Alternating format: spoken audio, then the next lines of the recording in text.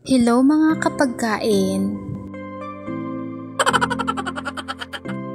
For today's vlog, sa video na to, wala po tayong lulutuin sa ngayon. Dahil po, nandito po ako ngayon sa aking trabaho. Anyways,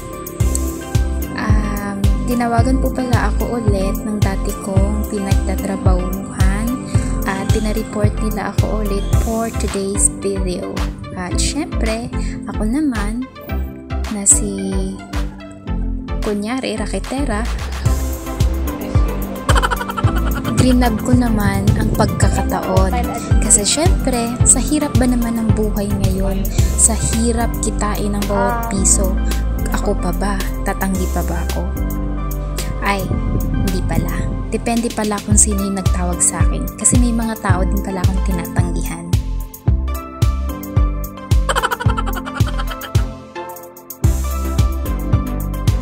Rinarinahan for today's video.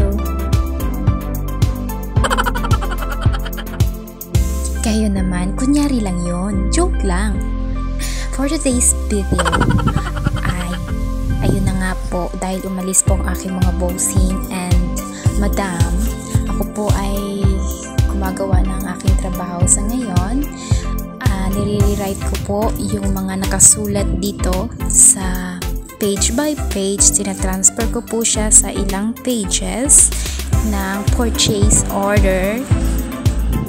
At so yun nga, dahil tapos na rin naman kasi ako mag-prepare ng pananghalian namin sa ngayong tanghali. Kaya ginawa ko na itong ibinigin sa akin na dapat kong gawin.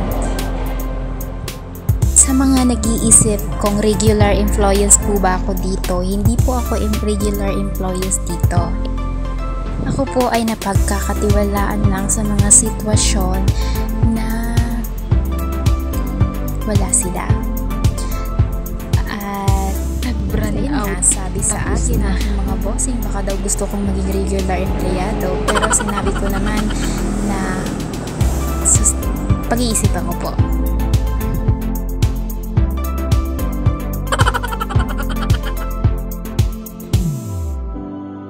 Pag-iisipan pa?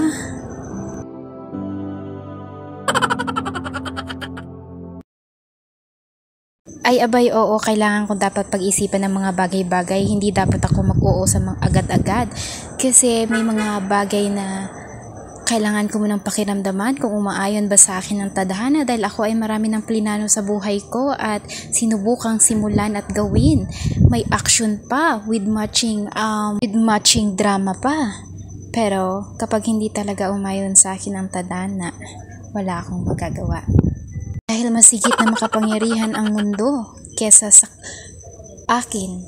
Kaya kailangan kong pag-isipan ng mga bagay-bagay at kailangan kong gawing pribado ang ilang mga bagay.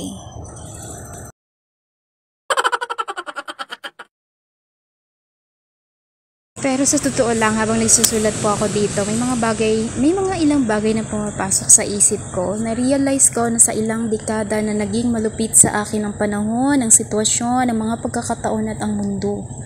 Ako ay lubusan nagpapasalamat dahil may mga tao pa rin pala na inilaan ng Diyos para sa akin na tratuhin ako sa paraan na deserve ko.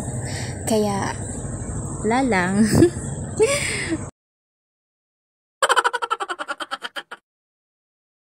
Totoo lang po, nai-enjoy ko po talaga ang ginagawa ko sa mga moment na ito, sa pasulat-sulat, sa patingin-tingin sa labas kung mayroon ba akong papalapit na customer. Kasi sa mga ganitong sitwasyon, nai-enjoy ko talaga ang mga bagay na ito dahil gusto ko talaga. Ako talaga yung uri ng tao na gusto ko busy palagi yung isip ko, busy yung katawan ko, may ginakatikot palagi ang kamay ko.